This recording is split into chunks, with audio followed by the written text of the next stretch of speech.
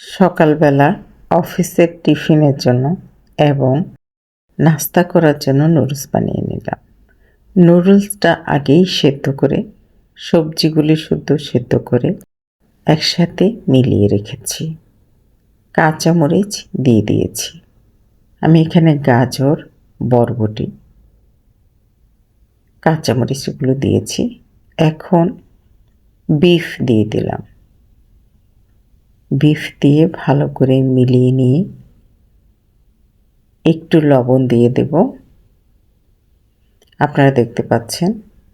তারপর স্বাদে ম্যাজিকের 2 প্যাকেট দিয়ে দেব।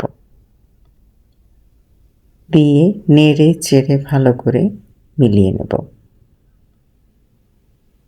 আমি এভাবে সব কিছু মিলিয়ে নিয়ে সেদ্ধ করে রাতেই রেখে দিয়েছি।